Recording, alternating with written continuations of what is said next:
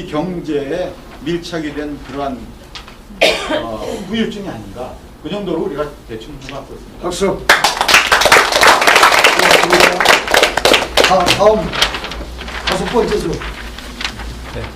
다섯 번째 조부터 그 뒤는 주된 거 제일 중요하게 생각하는 거 하나 말씀하시고, 2개, 3개까지 좀 설명을 하고 나머지는 이런 거 우리 얘기했다, 그런 정도로 해서 3분 미만으로 해서 돌아갑시다. 할 때만 잠깐. 다섯 번째 조. 근데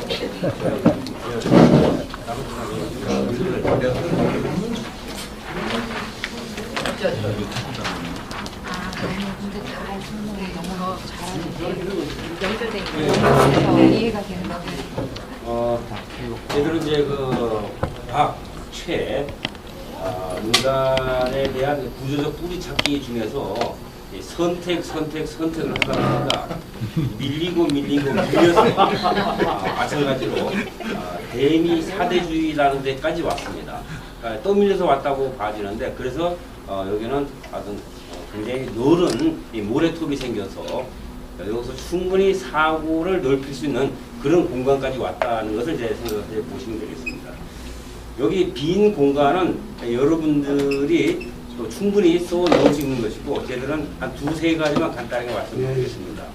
이게 이 국정농단의 그 저번에 관련 그 내용은 어차피 그 해방 전후에 청산하지 못한 그런 일제 잔재가 가장 중요하게 작용한다. 그래서 여기 나오면 가깝게 마사가 이런 어떤 얘기가 나오지만은 그런 경험이 없음으로 해서, 청산에 대한 경험이 없음으로 해서 우리가 미국에서 지배를 받게 되고, 그리고 또 북한과의 관계에서도 우리가 전혀 작용을 하지 못하는 그런 상태에 놓이게 돼 있다, 이렇게 봐줄 수 있겠습니다. 가령 그 공화정이 발달되어 있는 아까 이제 스위스와 프랑스 같은 경우에는 우리보다도, 특히 프랑스 같은 경우는 지배가 한 4년여밖에 안 됐습니다만, 그네들은 우리가 일제 청산을 해야 되듯이 그런 어떤 그 청산을 우리보다 10배, 20배 이상 많이 했다는 얘기입니다.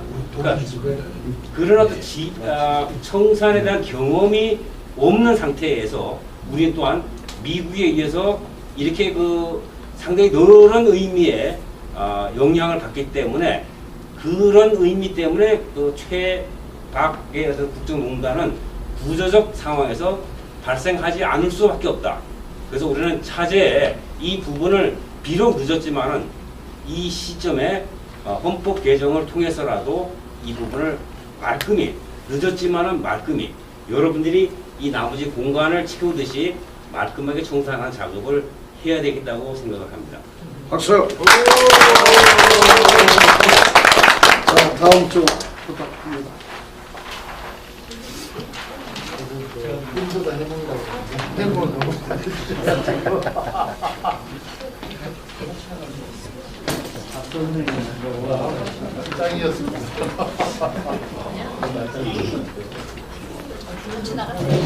올라와서 옆에서 들어주십시오. 다른 별을 타고 설명을 잘 못하는데, 그 의외로 이제 검찰하고 감사원 이거 외에 이제 권력기관을 이제 장악하는 문제, 그래서 우리 사회 개개인뿐만 아니라 국가 권력 구조 전체를 이제 장악한 것이 박근혜 국정농단의 원인이다. 그래서 이제 검찰하고 감사원 장악 문제는 쉬운 주제인데 이렇게 많은 내용이 나오지 못했습니다. 상식적으로 많이 아는 내용들이 있고 그래가지고. 그런데 그 논의하는 과정에서 가장 큰 문제가 그 감사원장하고 검찰총장을 대통령이 임명하면서 독립성이 많이 훼손돼서 그 검찰하고 감사원이 제 기능을 하지 못했다. 그게 이제 가장 핵심적인 얘기로 나왔고, 그리고 여기 검찰 부패 얘기는 권력 구조의 문제도 있지만 그 검사 개개인의 도덕성, 공무원으로서, 그다음에 자기 직무에 대한 청렴성, 이런 것들이 우리 사회가 이제 부패 구조 속에 있다 보니까 검사 개개인조차도 그런 그 사회 부패 문화에 젖어서 소신껏 활동하는 이런 청렴한 검찰 문화가 많이 훼손됐다 이런 차원에서 좀 얘기를 했고요. 그다음에 그 박근혜 국정농단 문제는 이제 요즘도 언론에 많이 나오는데 그 국정원 댓글 사건 그것을 검찰이 경찰이 이제 비호를 했지만 수사 과정에서 결정적인 거는 검찰이 그걸 기소를 축소하거나 기소 내용을 축소하거나 기소하지 않은 부분 그래서 박근혜 그 권력이 사실은 이제 뿌리 자체의 그 출발부터 이제 도덕성에 문제가 있었는데 그거를 검찰이 덮어주고 유지해주면서 박근혜 그런 거대한 권력 구조가 한 3년 동안 유지됐었던 거다 그렇게 그 지적이 됐습니다. 그리고 그 검찰의 기소 독점 문제, 검찰이 이제 부패할 수 있는 구조가, 그러니까 부패할 수밖에 없는 구조가 검찰 그 권력 자체가 그 견제받지 않는 권력이다 보니까 그다음에 모든 정보를 독점하고 그다음에 이제 기소 독점은 그것을 이제 법적 처분에 대한 그것을 검찰만이 가지고 있으니까 그 얘기가 있잖아요. 갑자기 생각이 안 나는데 절대 권력은 절대 부패할 수밖에 없다. 그런 의미에서 이 검찰의 기소 독점주의는 이 기소 독점제는 해결돼야 될 문제다 이렇게 얘기가 있었고 네, 여기까지 하겠습니다. 네, 박수. 자, 세 번째 모둠 MB 하셨죠? MB 무슨 얘기 나왔나 들어봅시다. 지금 아주 MB가 초미에 언제 들어가느냐. 다스는 누구 것인가. 다스는 누구 것인가. 우리의 김어준이가 전문용어로 똥줄 탄다고 그럽니다. 그렇죠. 그런데 여기 MB에 지금 가보신 분이 있어요? 담 높이가요 한 5m는 됩니다, 여러분. 정말 보는 것만 해도 우라통이 터져가지고. 네, 저희들은 그 밀려서 선택한 건 아니고요. 저희 묶음의 한 분이 선택 제안하셨던 아니라서 저희들이 MB의 비호로 했습니다. 저희들은 얘기하는 과정에서 전체적으로 얘기 끝난 다음에 저희들이 내린 결론 이거였던 것 같아요. MB 스스로의 그 자신의 그 비리를 덮기 위한 이런 박근혜 정권의 창출을 도와준 일이 아니었나라는 것으로 결론이 났는데요.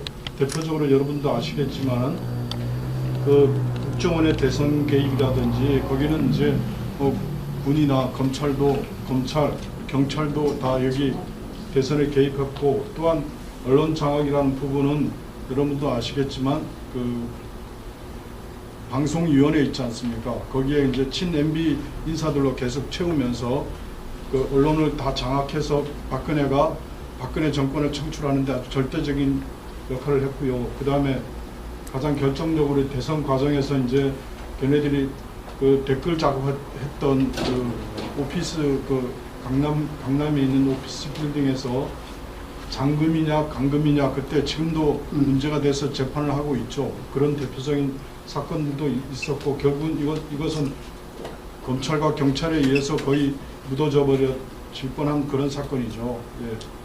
그래서 저희들은 이 MB의 비호는 박근혜 최순실의 농단의 핵심적인 역할을 했지만 이 문제의 본질은 MB 스스로의 부패를 가리기 위한 그런 작업이었다는 게 저희 결론이었습니다. 예, 그렇습니다.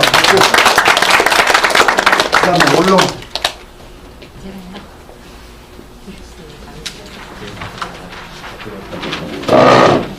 이게 강의입니다. 이게 강의. 제 일반적인 강의보다 특별하잖아요.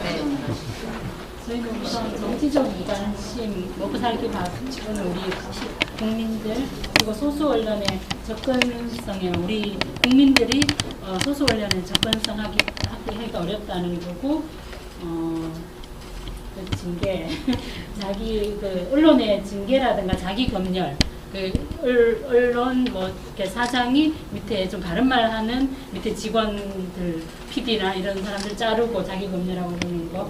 그리고 포털 사이트 네이버 원래 저기 그 전에 민주정권 때는 그 이렇게 인터넷 포털 사이트나 그런 SNS에서 역할을 좀 좋은 역할을 많이 했었는데 그런 것도 네이버를 위주로 해서 다 장악을 했다는 그런 거고, 그다음에 이렇게 언론이 부패하게 된 게 낙하산 인사와 그 언론은 광고로 먹고 사는, 그러니까 정경이 언론을 장악한 이런 사태라고 봤어요.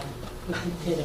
그래, 그런 겁니다. 이 공중파 3사가 이렇게 부패하게 된 건 낙하산 인사와 그런 그 광고 위주의, 그 기업 위주의 그런 방송을 하게 되고, 그러다 보니까 그 부패를 오히려 비호하는 그런 역할을 이렇게 3사하고 네이버하고 했다는 그런 결론을 냈습니다.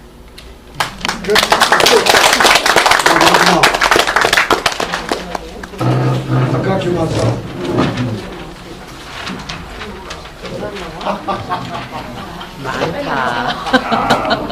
공부 잘하는 왜냐면 저희는 인원이 3명밖에 안 돼서. 네. 예. 저희는 아깝기만 사업을 택했어요. 이게 이름에서 드러나는 것처럼 제가 애초부터 불분명한 사람이었어요. 그 젊은 나이에 다들 나라를 구하기 위해 독립군으로 쫓아가는데 자기는 그 일본군 장교로 만주로 가가지고 독립군 오히려 잡는 장군이었잖아요. 뭐 그런 역할을 했는데 일단 이 사람 애초에 태어나지 말아야 될 사람이었던 것 같아요.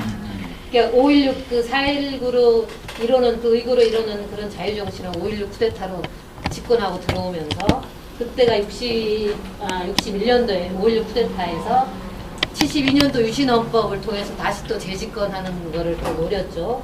그 이후에 12.6 사태가 나서 사망하기까지 그건 20년이에요. 20년 동안 자기 장기 집권을 위한 온갖 악행 테러를 일삼았었는데 그 중에 그러는 과정에 그 11.6 사태로 그거 전에 유경수 여사가 75년도에 사망했잖아요. 그 뒤로 나타난 게 지금의 저 최태민과 그의 딸 최순실 이때 등장해서 정서적인 많은 위안을 받았다고 하지만 거의 그 어떤 신인지는 모르겠지만 거의 떠받드는 이런 그 뭐랄까 정신적인 미성숙 그런 단계로까지 가 있는 상태였고요.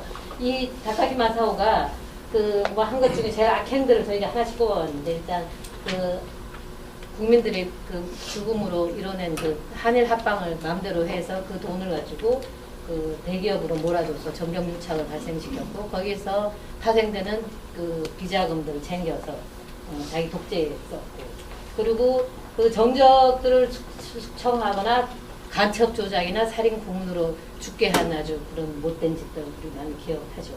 거기에는 중앙정보부를 창설해서 그 중앙정보부를 자기 사족 부리듯이 했던 거고 사회적으로는 긴급조치권을 발동해서 사람들을 굉장히 꼼짝 못하게 하는 어떤 그런 숨막히는 분위기를 만들어냈고 방공법으로 그 일반 시민들 탄압하는 데 앞장섰었고 그리고 우리 궁정동 안가에서는 자기 딸보다도 더 어린 여성들을 데려다가 결국은 술 먹고 파티 벌리고 뭐 수많은 뭐 많잖아요. 그러면서 결국 거기서 총 맞아 죽었지만 이렇게 그 다카기 마사오는 그 모든 것들 태어난 저기 탄핵부터가 아마 이렇게 그 뒤에 박근혜 최순실의 농단을 그 암시하는 듯한 이런 행적을 보이면서 살았던 인물이라고 생각합니다.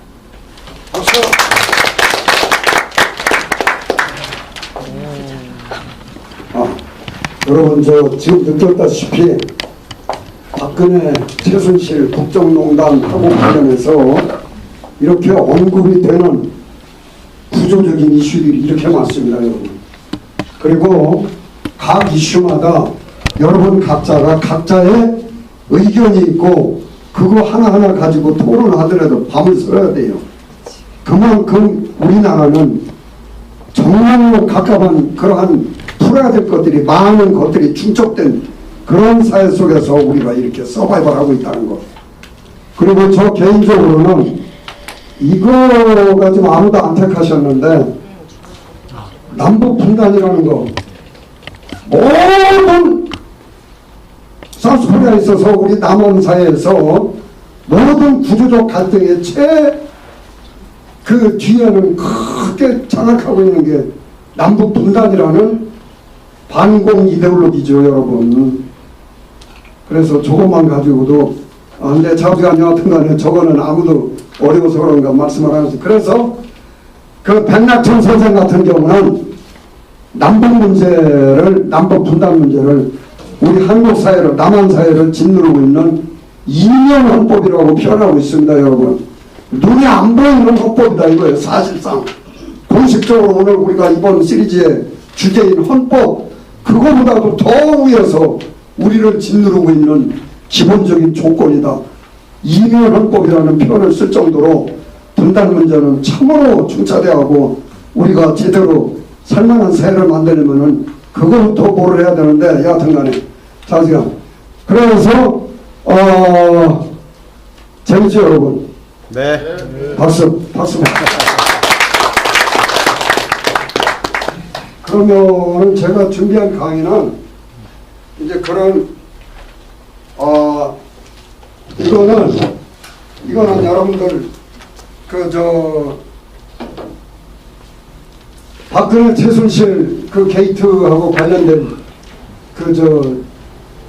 시대적인 여러분들 다 알고 기억하고 있는 그런 것들이에요.